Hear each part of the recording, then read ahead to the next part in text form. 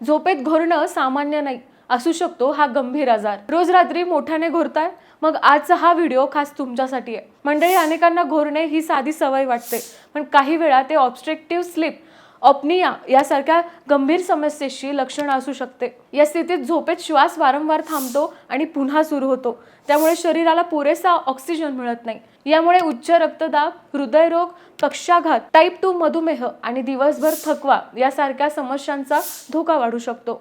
जर घोरण्यासोबतच गुदमरल्यासारखं वाटणे, सकाळी डोकेदुखी किंवा दिवसभर झोप येणे अशी लक्षणे दिसत असतील तर त्याकडे गांभीर्याने पाहणे आवश्यक आहे।